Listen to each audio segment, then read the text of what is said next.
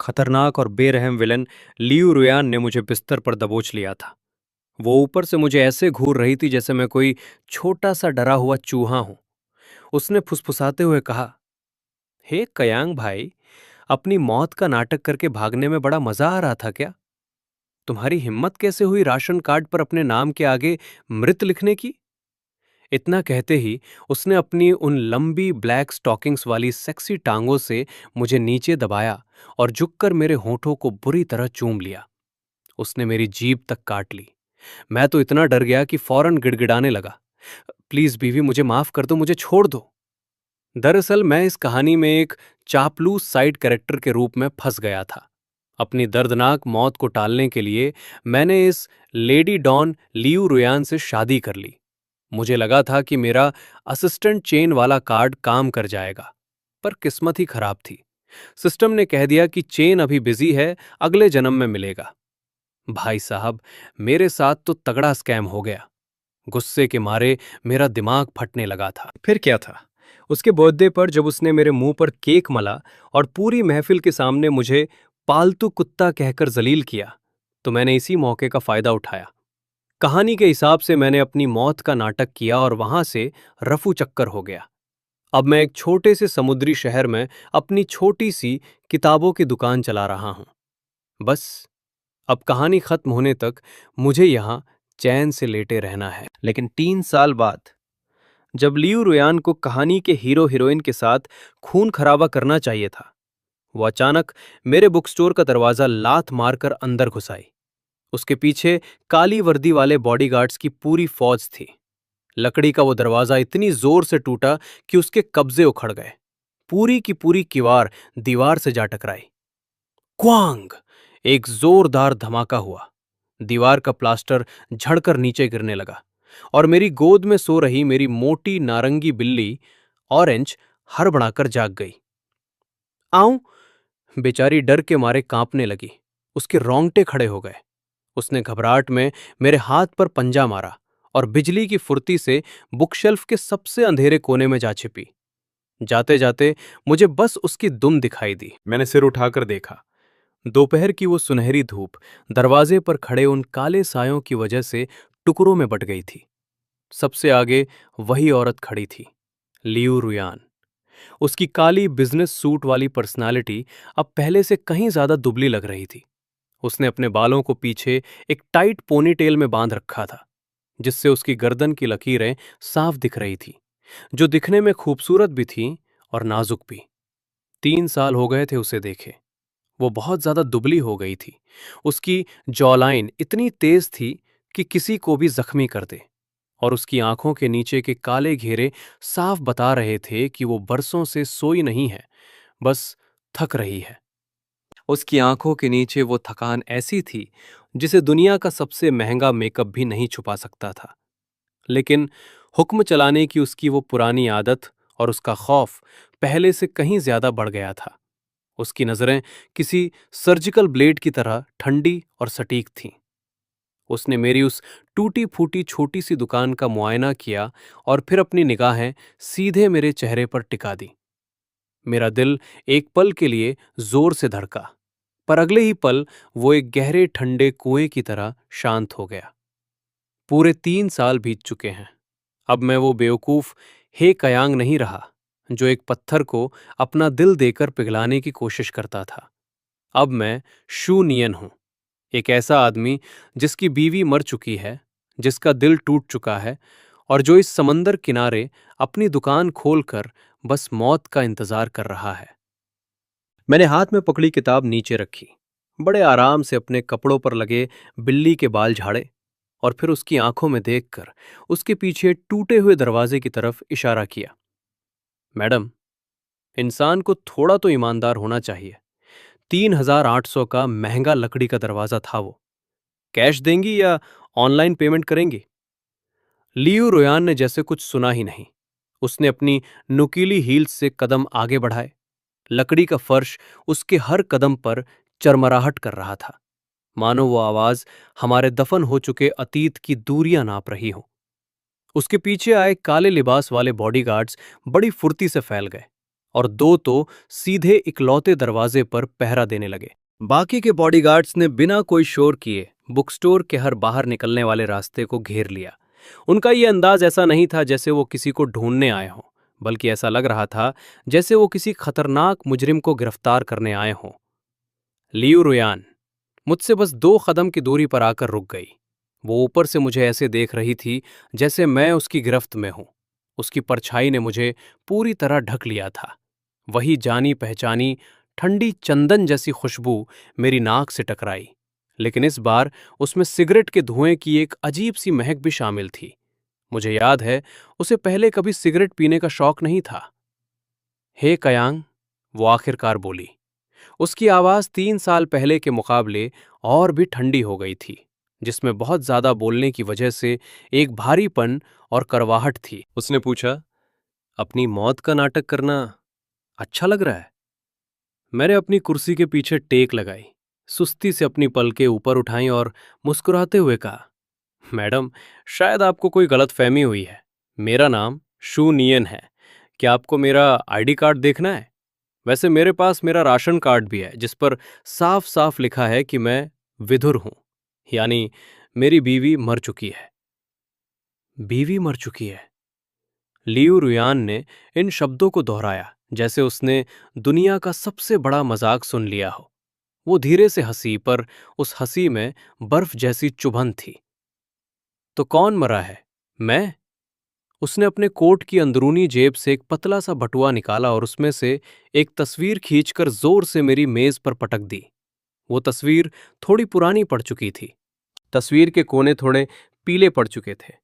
उसमें 18 साल का मैं था, सफेद साफ सुथरी शर्ट पहने, यूनिवर्सिटी की लाइब्रेरी के सामने उस बड़े पेड़ के नीचे खड़ा, बेवकूफों की तरह खिलखिलाकर हंस रहा था। वो मेरा उसे दिया हुआ पहला तोहफा था। मेरी एक फोटो जिसे मैंने चोरी छिपे खुद ही साफ करवाया था। उस फोटो के पीछे मैंने अपनी पूरी हिम्मत जुटाकर कुछ शब्द लिखे थे। तुम्हारी जिंदगी की मुश्किलों में मैं तुम्हारी नाव बनकर साथ निभाना चाहता हूं। आज जब सोचता हूं तो लगता है कि कितना बचकाना और पागलपन भरा था वो सब। मुझे खुद पर ही घिन आती है। लियू रुयान की उंगलियां तस्वीर वाले उस मासूम लड़के पर रुकी और फिर उसकी वो ठंडी उंगलियां धीरे धीरे उठीं और सीधे मेरे गाल की तरफ बढ़ने लगीं। हे कयांग, उसने एक एक शब्द पर जोर देते हुए कहा। उसकी आवाज बहुत धीमी थी, लेकिन उसमें एक अजीब सी जिद और जुनून था। ये चेहरा अगर राख भी बन जाए तब भी मैं इसे पहचान लूंगी। मैंने झटके से उसका हाथ पीछे हटाया और खड़ा होकर उसकी आंखों में आंखें डाल दी। मैंने फिर से दोहराया, कहा ना, गलत पहचान रही हो। मेरी आवाज में अब साफ चिड़चिड़ापन था। मैडम, अगर आप यहां सिर्फ तमाशा करने आई हैं तो मुझे पुलिस बुलानी पड़ेगी। पुलिस?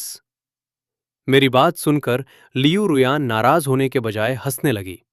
उसकी नजरें उन धूल भरी अलमारियों पर घूमने लगीं और फिर कोने में जाकर ठिठक गईं। उसकी नजरें दुकान के उन पौधों पर गईं जिनकी देखभाल मैंने ठीक से नहीं की थी, पर फिर भी वो आलस में अपनी टहनियां फैलाए हुए थे। आखिर में उसकी निगाहें फिर मेरे चेहरे पर लौट आईं। उसकी आंखों में इतना तिरस्कार और ताना था कि बुक स्टोर की वो हल्की रोशनी भी अब और भी धुंधली लगने लगी। उसने कहा, हे कयांग, क्या तुम भूल गए? पूरे नानचंग शहर में किसकी हिम्मत है जो मेरी शिकायत दर्ज करे? मैं भूला नहीं था। नानचंग में लियू परिवार की जड़ें बहुत गहरी थी। हर चीज पर उनका कब्जा था। मैं बस अब उसके साथ कोई वास्ता नहीं रखना चाहता था। उससे बहस करना किसी लोहे की दीवार से सिर टकराने जैसा था, बेकार और थका देने वाला। मैंने एक गहरी सांस ली और अपने अंदर के गुस्से को दबाते हुए कहा, दरवाजे के पैसे दो और मेरी दुकान से चली जाओ। लेकिन लियू रुयान अपनी फितरत के हिसाब से नहीं चली। वो अचानक एक कदम आगे बढ़ी और मेरा हाथ पकड़ लिया। उसका हाथ बहुत ठंडा था, जैसे बर्फ से निकाला गया हो, लेकिन उसकी पकड़ में एक अजीब सी ताकत थी। उस एक झटके ने मुझे शूनियन की पहचान से खींचकर वापस हेकयांग के अतीत में पटक दिया। उसने फुसफुसाते हुए कहा, चली जाऊं? वो मेरे और भी करीब आ गई। वही पुरानी चंदन की खुशबू और सिगरेट की वो नई कलवाहट मेरे चेहरे पर महसूस हो रही थी। उसकी वो आंखें, जिनमें कभी सिर्फ चालाकी और हिसाब किताब होता था, आज उनमें एक अजीब सा अंधेरा और गहरा तूफान उमड़ रहा था। इतना गहरा कि मैं उसे समझ नहीं पा रहा था, और सच कहूं तो समझना चाहता भी नहीं था। हे कयांग, पूरे 3 साल तक मैंने तुम्हें ढूंढा है। तुम्हें क्या लगता है अब तुम कहां जा पाओगे? 3 साल! ये सुनकर मेरा दिल जैसे किसी ने मुट्ठी में भींच लिया हो। कहानी में तो ऐसा कुछ नहीं था। मेरे मरने के नाटक के बाद लियू रुयान को तो हीरो हीरोइन के साथ अपनी बिजनेस की जंग में डूब जाना चाहिए था। उसे तो अपनी सारी ताकत और साजिशें लगाकर उस अंत की तरफ बढ़ना था जहां वो अकेली रह जाती और तड़प तड़प कर मरती। यही उसकी किस्मत थी, और इसी किस्मत को पक्का करने के लिए तो मैंने अपनी मौत का ये सारा नाटक रचा था। फिर वो मुझे क्यों ढूंढ रही थी? आखिर क्यों? क्या उसे फिर से एक पालतू कुत्ता चाहिए था जिसे वो जलील कर सके? क्या उसे फिर से वही पुराना मजा चाहिए था जब वो मुझे अपनी उंगलियों पर नचाती थी? मैंने अपना हाथ छुड़ाने के लिए पूरी ताकत लगा दी, लेकिन सब बेकार था। उसकी पकड़ मेरी उम्मीद से कहीं ज्यादा मजबूत और जिद्दी थी। लियू रुयान, आखिर चाहती क्या हो तुम? मैंने ये बात अपने दांत पीसते हुए कही। मेरे एक एक शब्द में उसके लिए नफरत साफ झलक रही थी, लेकिन वो बस मुझे पागलों की तरह देखे जा रही थी। और तभी मैंने गौर किया, उसकी आंखें धीरे धीरे लाल हो रही थीं। ये किसी कमजोर लड़की का रोना नहीं था, बल्कि ये उस इंसान का दर्द था जो खुद को फटने से रोकने की कोशिश कर रहा हो। उसने बस इतना कहा, तुम्हें घर ले जाने आई हूं। घर? मैं हंस पड़ा। मेरे गले से एक सूखी और कड़वी हंसी निकली। उसके मुंह से ये शब्द सुनना जितना अजीब था, उतना ही दिल को दुखाने वाला भी। लियू रुयान, मेरा घर तो 3 साल पहले उसी आग में जलकर खाक हो गया था। और याद है, तुमने खुद मुझसे कहा था कि हे कयांग, तुम्हारा मर जाना ही बेहतर है, तभी सब साफ सुथरा होगा। ये शब्द किसी जहरीली सुई की तरह उसे जाकर चुभे। लियू रुयान का चेहरा पल भर में सफेद पड़ गया। उसके होठों की लाली गायब हो गई। मेरे हाथ पर उसकी पकड़ एकदम ढीली पड़ गई, मानो उन चंद शब्दों ने उसके शरीर की सारी जान खींच ली हो। मैंने फौरन अपना हाथ छुड़ाया और एक कदम पीछे हट गया। हमारे बीच की वो दूरी जो अब और भी बढ़ गई थी। मैंने उसकी आंखों में झांका। वहां अब कोई हलचल नहीं थी। मेरी आवाज किसी ठहरे हुए गंदे पानी की तरह शांत थी। जो बीत गया, मैं उसके बारे में अब बात नहीं करना चाहता। मैं बस अपनी बाकी की जिंदगी शांति से गुजारना चाहता हूं। लियू मैडम, अब आप जा सकती हैं। हमारे बीच का हिसाब अब चुकता हो चुका है। चुकता, कितना खूबसूरत शब्द है ये। इसका मतलब है कि अब हमारे बीच कुछ नहीं बचा। चुकता, कितना सुकून देने वाला शब्द है। इसका मतलब है हमेशा के लिए अलग हो जाना। एक ऐसा रिश्ता जिसे फिर कभी जोड़ा ना जा सके। लियू रुयान का शरीर अचानक लड़खड़ाया, जैसे वो गिरने ही वाली हो। उसके पीछे खड़े एक बॉडीगार्ड ने फौरन आगे बढ़कर उसे सहारा दिया। वो करीब 27-28 साल का रहा होगा। चेहरा एकदम सख्त और निगाहें किसी चाकू की तरह तेज। उसने मुझे बड़ी नफरत से घूरा और धीमी आवाज में कहा, मैडम। लियू रुयान ने हाथ के इशारे से उसे पीछे हटने को कहा। वो फिर से तनकर खड़ी हो गई। उसकी वो पुरानी ठंडी जिद और रुतबा एक ढाल की तरह उसके चेहरे पर वापस आ गया था। वो कमजोरी बस एक पल का भ्रम थी, जो पलक झपकते ही गायब हो गई। उसने फिर से वही हुक्म चलाने वाले अंदाज में कहा, हे कयांग, मेरे साथ वापस चलो। उसके हर शब्द में एक ऐसी अकड़ थी जिसे टाला नहीं जा सकता था। तुम्हें जो चाहिए मैं वो सब दूंगी, पैसा, रुतबा, शोहरत, सब कुछ। मैं उसे देख रहा था और मुझे उस पर तरस भी आ रहा था और हंसी भी। वो आज भी वैसी ही थी। उसने आज तक प्यार से बात करना सीखा ही नहीं। उसे आज भी लगता है कि पैसा और ताकत हर चीज का हल है। वो कभी नहीं समझ पाएगी कि जब कुछ चीजें एक बार टूट जाती हैं, तो उन्हें किसी भी कीमत पर दोबारा पहले जैसा नहीं बनाया जा सकता। मैंने सिर हिलाया और शांति से कहा, मुझे कुछ नहीं चाहिए। मैं बस इतना चाहता हूं कि तुम मुझसे दूर रहो। मेरी नजरें उसे पार कर बाहर की उस बिखरी हुई धूप को देख रही थी। वही सुकून और वही दुनिया जिसमें उसकी कोई जगह ना हो। अब बस यही मेरी आखिरी ख्वाहिश थी। जैसे ही मेरी बात खत्म हुई, वहां का माहौल बर्फ जैसा ठंडा हो गया। हर तरफ सन्नाटा छा गया। उसके पीछे खड़े उन बॉडीगार्ड्स को जैसे कोई गुप्त इशारा मिला हो, वो सब एक साथ एक कदम आगे बढ़ाए। अचानक उस छोटी सी दुकान में एक भारी सा दबाव महसूस होने लगा। अगर 3 साल पहले वाला मैं होता तो शायद अब तक मेरे घुटने कांपने लगते। लेकिन अब मुझे बस हंसी आ रही थी, क्योंकि जिसका दिल मर चुका हो उसे डर कैसा। लियू रुयान, मैंने बहुत ही इत्मीनान से बोलना शुरू किया। मेरी आवाज धीमी थी, पर वहां मौजूद हर शख्स को साफ सुनाई दे रही थी। तुम्हारे भाई लियू हैंग की वो बर्थडे पार्टी याद है? मैंने देखा उसकी आंखों की पुतलियां एक पल के लिए सिकोड़ गईं। बहुत अच्छे, उसे याद है। मैंने अपनी बात जारी रखी। उस दिन बहुत भीड़ थी। तुमने उन सभी मेहमानों के सामने क्रीम से भरा वो पूरा केक मेरे चेहरे पर दे मारा था। वो क्रीम मेरी आंखों में घुस गई थी। मुझे कुछ दिखाई नहीं दे रहा था। मुझे बस लोगों के ठहाकों की आवाज सुनाई दे रही थी, और हां, तुम्हारी आवाज भी। मैं एक पल के लिए रुका और फिर बिल्कुल उसी के पुराने अंदाज में उसकी नकल उतारते हुए बोला, एक पालतू कुत्ते के लिए केक ही सबसे सही तोहफा है। दोनों एक दूसरे के लिए ही बने हैं। मेरे मुंह से निकला एक एक शब्द किसी बर्फीली सुई की तरह था। मैं साफ देख पा रहा था कि लियो रुयान के होठ कांप रहे थे। उसके पास कहने को एक शब्द भी नहीं था।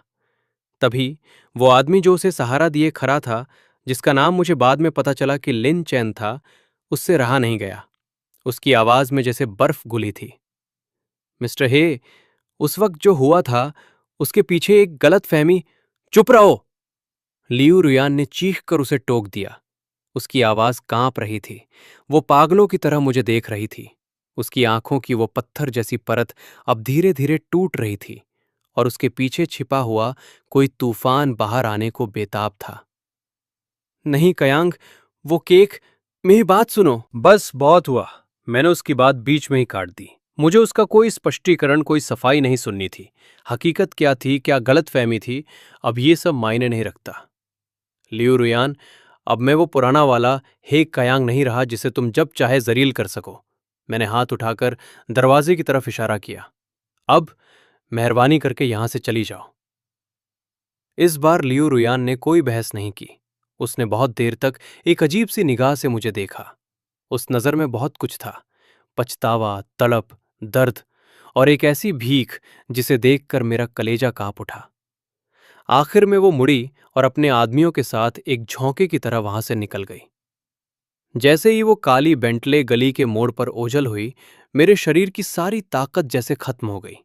मेरे पैर कांपने लगे और मैं धड़ाम से अपनी कुर्सी पर गिर पड़ा। मुझे लगा था कि सब खत्म हो गया, पर मुझे क्या पता था कि ये तो बस शुरुआत है। अगले ही दिन मेरे बुक स्टोर के ठीक सामने वाली दुकान, जो सालों से खाली पड़ी थी, रातों रात वहां एक नया बोर्ड टंग गया। सफेद बैकग्राउंड पर काले अक्षरों में बड़े बड़े शब्दों में लिखा था, लियू ग्रुप, नानचेंग ब्रांच ऑफिस। वाह, क्या गजब की चाल थी! जो नहीं जानते उन्हें लगेगा कि ये किसी आशिक की अपनी रूठी हुई महबूबा को मनाने वाली कोई फिल्मी कहानी चल रही है। लेकिन अफसोस, मैं चाहता हूं कि वो अपनी जिंदगी की आग में चले, मेरा पीछा छोड़ दे। तीसरे दिन मेरे स्टोर के बाहर एक चमचमाती मायबाक आकर रुकी। गाड़ी से उतरने वाला शख्स वही था, लीन चैन, लियू रुयान का वो पत्थर दिल असिस्टेंट। वो अपनी प्रेस की हुई सूट और सुनहरी फ्रेम वाले चश्मे में बिल्कुल किसी सभ्य भेड़िए जैसा लग रहा था। उसने अंदर आकर एक फाइल मेरी मेज पर पटकी। मिस्टर हे, ये वो कॉन्ट्रैक्ट है जो मैडम ने आपके लिए तैयार किया है। मैंने अपनी पलकें तक नहीं झपकाईं और फाइल को वापस उसकी तरफ खिसका दिया। साइन नहीं करूंगा। लिन चैन को शायद मेरे इस जवाब की उम्मीद पहले से थी। उसके चेहरे पर एक शिकन तक नहीं आई। उसने सपाट आवाज में कहा, मैडम ने कहा है कि आप चाहें या ना चाहें, आपको साइन करना ही पड़ेगा। मैंने उससे पूछा, क्या तुम मुझे धमकी दे रहे हो? उसने अपना चश्मा ठीक किया और बड़े आराम से एक बम फोड़ा। मैं बस आपको हकीकत बता रहा हूं। इस बुक स्टोर की जमीन और जिस अपार्टमेंट में आप अभी रह रहे हैं, कल वो सब मैडम के नाम पर ट्रांसफर हो चुका है। अगर आपने मना किया तो मैडम को आपको सड़क पर लाने में जरा भी झिझक नहीं होगी। उसकी ये सब कुछ मेरा है वाली शक्ल देखकर मुझे हंसी आ गई। वही पुराना तरीका, वही पुरानी लियू रुयान, हमेशा अपनी जिद पर अड़ी रहने वाली, जिसे लगता है कि पैसा और रुतबा हर चीज को झुका सकता है। मैंने उस कॉन्ट्रैक्ट को उठाया, उसे देखा तक नहीं, और लिंचेन की आंखों में देखते हुए बड़े आराम से एक एक पन्ने के चीथड़े कर दिए। फिर अपना हाथ हवा में लहराया और कागज के वो टुकड़े उसके चेहरे और कंधों पर बिखेर दिए। वापस जाओ और लियू रुयान से कह दो। उसका चेहरा गुस्से से काला पड़ चुका था। मैंने एक एक शब्द पर जोर देते हुए कहा, वो चाहे तो मुझे सड़क पर भीख मांगने के लिए छोड़ दे, लेकिन मैं, हे कयांग, उसकी तरफ पलटकर देखूंगा तक नहीं। लिन चेन का सब्र आखिरकार जवाब दे गया। उसके चश्मे के पीछे की आंखों में आग जल रही थी। हे कयांग, अपनी हद में रहो। मैडम तुम्हारे लिए। उसकी बात पूरी भी नहीं हुई थी कि तभी दरवाजे पर एक साफ और हंसमुख मर्दाना आवाज सुनाई दी। नियन नियन, मैं वापस आ गया। देखो, आज मैं तुम्हारे पसंदीदा दम पलिंग्स लाया हूं, बिल्कुल गर्मा गर्म। वो आवाज अचानक रुक गई। मैंने मुड़कर देखा। दरवाजे पर एक लंबा और हैंडसम नौजवान खड़ा था। उसके हाथ में खाने का डिब्बा था और वो बड़ी हैरानी से दुकान के अंदर के माहौल को देख रहा था। देखूंगा तक नहीं। उसका नाम लू जिंगरान है। वो इस कस्बे का डॉक्टर है और पिछले 3 सालों में मेरा इकलौता सच्चा दोस्त। लू जिंगरान की नजरें लिन चेन और मेरे बीच घूमती रहीं और आखिर में लिन चेन पर जाकर टिक गई। उसकी भौहें तन गई। उसने पूछा, तुम कौन हो और मेरे दोस्त की दुकान में क्या कर रहे हो? लिंचन की नजरें किसी सर्जिकल ब्लेड की तरह हम दोनों के बीच दौड़ रही थी। उसने लू जिंगरान को ऊपर से नीचे तक देखा। उसकी आंखों में साफ नफरत और हिकारत थी। मैं कौन हूं, ये जानने की तुम्हारी औकात नहीं है। लिंचन ने अपनी टाई ठीक की और फिर से वही पत्थर जैसा चेहरा बना लिया। मुझे सिर्फ हे कयांग से मतलब है। लू जिंगरान आधा कदम आगे बढ़ा और बड़ी चतुराई से उसने मुझे अपने पीछे छुपा लिया।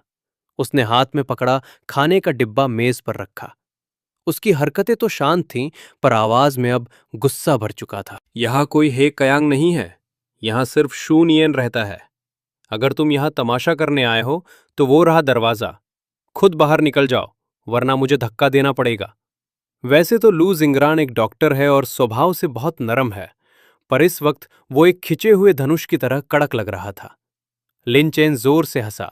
उसने लू जिंगरान को नजरअंदाज करते हुए सीधे मुझे देखा और कहा, हे कयांग, 3 सालों में तुम्हारी काबिलियत तो नहीं बढ़ी, पर अपना सहारा ढूंढने की पसंद दिन ब दिन घटिया होती जा रही है। उसके इन शब्दों में इतना जहर था कि किसी का भी दम घुट जाए। लू जिंगरान का गुस्सा अब 7वें आसमान पर था। उसने अपनी मुट्ठियां भींच ली थी। मैंने धीरे से हाथ आगे बढ़ाया और लू जिंगरान के उस हाथ को पकड़ लिया जो मुक्का मारने के लिए तैयार था।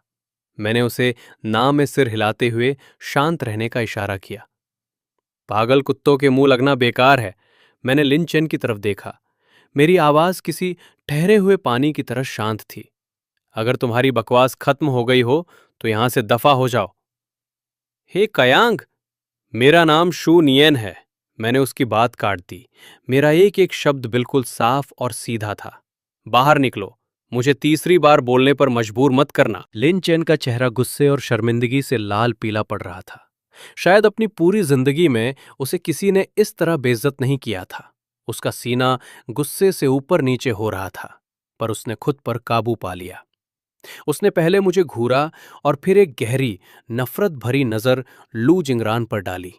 फिर दांत पीसते हुए बोला, हे कयांग, आज तुमने जिस सहारे को चुना है वो तुम्हारी जिंदगी का सबसे गलत फैसला साबित होगा। इतना कहकर वो पीछे मुड़ा और तेजी से बाहर निकल गया। उसके जूतों की आवाज से फर्श गूंज उठा, जैसे वो अपना सारा गुस्सा उस जमीन पर निकाल रहा हो। आखिरकार दुकान में शांति छा गई। नियन नियन, आखिर वो आदमी था कौन? लू जिंगरान के चेहरे पर फिक्र साफ दिख रही थी। वो तुम्हें हे के नाम से क्यों बुला रहा था? मैंने एक फीकी मुस्कान चेहरे पर सजाई और बात को टालने की कोशिश की। छोड़ो यार, कोई पागल था जिसे गलतफहमी हो गई थी। तुम तो मेरे लिए डम्पलिंग्स लाए थे ना? जल्दी लाओ, वरना ठंडे हो जाएंगे। लू जिंगरान कुछ सेकंड तक मुझे हैरानी से देखता रहा। उसके होंठ हिले जैसे वो कुछ पूछना चाहता हो, पर आखिर में उसने खामोश रहना ही ठीक समझा। उसने खाने का डिब्बा खोला और पूरे कमरे में लजीज खुशबू फैल गई। डम्पलिंग्स नहीं, सी फूड खिचड़ी है, उसने कहा। पिछले कुछ दिनों से तुम्हारा पेट ठीक नहीं है, इसलिए कुछ हल्का खाओ। मैंने अपना सिर झुकाया और चम्मच से उस गर्मा गर्म खिचड़ी को हिलाने लगा। उसकी गर्माहट मेरी उंगलियों तक पहुंच रही थी, लेकिन मेरे दिल में नफरत की एक ऐसी बर्फ जमी थी जो पिघलने का नाम नहीं ले रही थी। मुझे पता था कि लियू रुयान का बदला इतनी आसानी से खत्म नहीं होगा। मैं भूल गया था कि वो औरत किस हद तक पागल हो सकती है। उसी दोपहर मेरी इस छोटी सी दुकान को वो इज्जत मिली जो पिछले 3 सालों में कभी नहीं मिली थी। हेल्थ डिपार्टमेंट, फायर डिपार्टमेंट और नगर निगम तीनों एक साथ मुझ पर टूट पड़े। उनके बहाने इतने अजीब थे कि सुनकर किसी को भी हंसी आ जाए। हेल्थ डिपार्टमेंट वालों ने कहा कि दुकान में चूहे की पॉटी मिली है, जिससे शहर की खूबसूरती खराब हो रही है। भाई साहब, मेरी दुकान में किताबों के अलावा कुछ नहीं है। ये दुकान मेरे चेहरे से ज्यादा साफ है। लेकिन फायर डिपार्टमेंट वाले तो और भी महान निकले। उन्होंने कहा कि मेरी शेल्फ पर रखी 100 ईयर्स ऑफ सॉलिट्यूड की किताब इमरजेंसी रास्ते में रुकावट पैदा कर रही है। मेरा मन किया कि उनसे पूछूं, क्या आग लगने पर यह किताब खुद चढ़कर बाहर भागने वाली है? सूरज ढलने तक मेरी दुकान के दरवाजे पर बड़े बड़े अक्षरों वाले 3 सीलिंग नोटिस चिपक